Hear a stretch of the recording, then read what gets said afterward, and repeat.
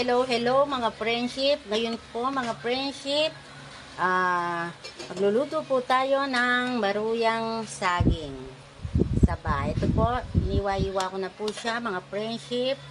Another day, another video mga friendship.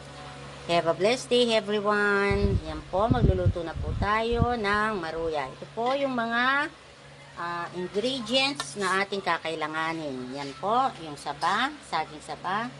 Iniwa-iwa ko na po siya ng pabilog. Ayan po, mga friendship. And then, gamit po tayo ng ating all-purpose flour. Ayan po.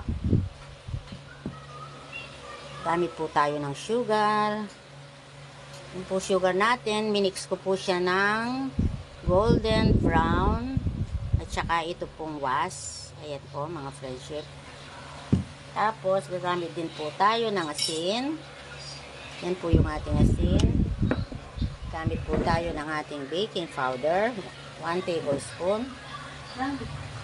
At saka, gagamit tayo ng flavoring pong banana. Ayan po. Warmit po siya. Warmit. At saka po, water ang gagamitin natin.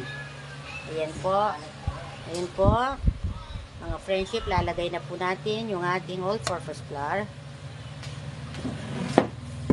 Lagay na po natin. Pagsamasamahin lang po natin.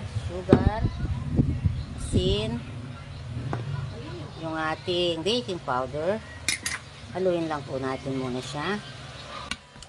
Yan po. Ngayon po, maglalagay na po na tayo ng ating water. Dahan-dahan lang muna po yung paglagay ng tubig. Baka masobraan siya. Ayan po. Kung nag-add po ako ng harina, medyo kulang pa siya. Ayan po. Ngayon po, lalagyan po natin ng flavoring po na banana. Ayan po, banana. Lalagyan po natin ng konting banana.